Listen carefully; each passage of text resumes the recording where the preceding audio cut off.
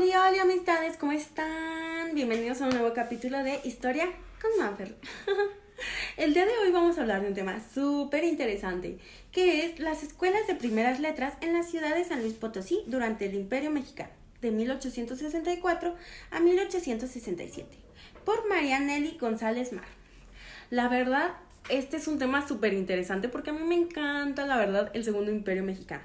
Ya les había hecho un podcast, fue de mis primeros podcasts, cuando Maximiliano y Carlota estuvieron aquí en México. Pero ahora vamos a hablar de las escuelas de primeras letras, o sea, la iniciación de las escuelas primarias. Ahorita podríamos decir que es primaria, pero en aquella época no estaba separado así. Bueno, ya hemos visto que en agosto de 1864 Maximiliano decidió hacer un viaje de reconocimiento alrededor del país.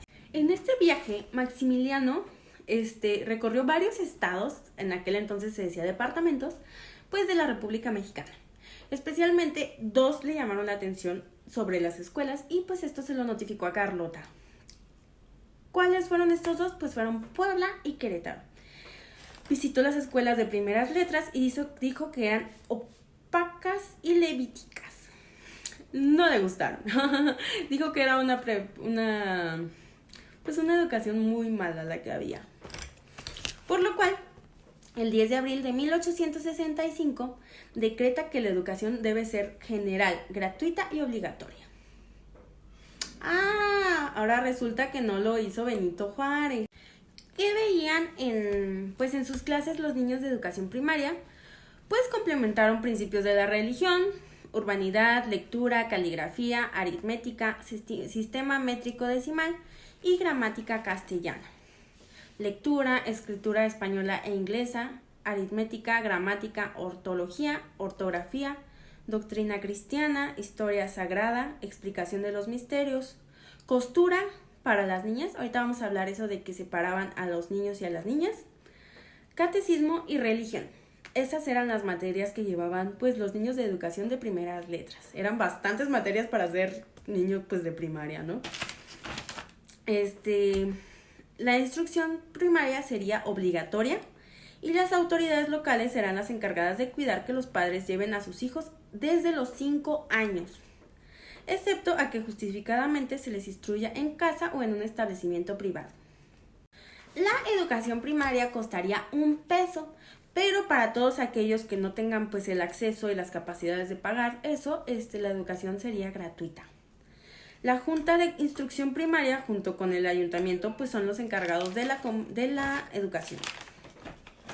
La Junta de Instrucción Primaria es la encargada de inspeccionar y recaudar fondos para el financiamiento, orden y acato de lo que se estipulaba de manera educativa.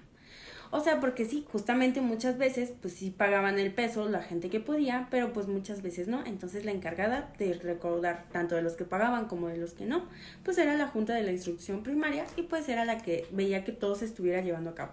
Para 1864, San Luis Potosí ya contaba con 6 escuelas públicas.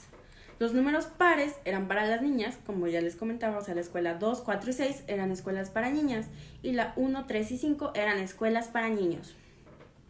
La Junta cuidará que la educación sea uniforme en todo el departamento y tenga base moral y religiosa. Claro que esto que sea uniforme pues no era posible, nunca ha sido posible que se les enseñe parejo igual a todos, pero pues era lo que se estipulaba, ¿no? Los sueldos de la Junta los cubría el ayuntamiento del estado. Y para 1867, ¿se acuerdan de todas las materias que les había dicho que tomaban? Se cambiaron algunas de las de religión por Geografía e Historia de México. O sea, solo duraron como 3 años algunas de religión. No se quitaron. Se añadieron la de Geografía e Historia de México. ¿Qué tipo de enseñanza les daban? Pues usaban el método lancasteriano, en donde todos los salones tenían multigrados, por lo que no todos los alumnos cursaban las mismas materias. Es lo que les digo, que de por sí no era fácil que hubiera una educación uniforme, ahora con el método lancasteriano pues era más difícil. Por lo cual, en este método lancasteriano, el alumno más capacitado les enseñaba a los demás. El alumno se convertía en maestro. Este alumno obviamente recibía beneficios, pero también pues a todos los demás pues también recibían castigos muy severos. A veces los ponían en la esquina, les pegaban con la regla. Castigos que ahorita pues ya están prohibidos, por suerte. programas educativos no eran uniformes también porque algunos de sus alumnos ayudaban a los padres en las tareas del hogar o del campo. Las mujeres pues ayudaban en la cocina, cuidar a sus mayores, todo, y pues los hombres se iban a trabajar al campo. Aquí en San Luis Potosí, la escuela 3 y 5, que eran de hombres, se fusionaron ya que la escuela 5 fue usada de cuartel durante la intervención francesa. Al igual que la 4 y la 6, que eran de mujeres, se fusionaron porque la 6 igual fue usada de cuartel durante la intervención francesa. Los decretos dados en 1865, sí se cumplieron en las 6 escuelas públicas en San Luis Potosí, gracias al trabajo regulado de la Junta Inspectora de Instrucción Primaria. Espero que les haya gustado este capítulo, la verdad es súper interesante pues ver todo lo que se logró, al menos en el plano de la educación, durante el Segundo Imperio Mexicano, aquí en San Luis Potosí y en otros estados de la República, departamentos, en aquel entonces. Entonces, espero que les haya gustado, ya saben, coméntenme qué opinaron, si les gustó, si no les gustó, recomendaciones, tips, ya saben, siempre para mejorar. Un estudiante de historia aquí con ustedes.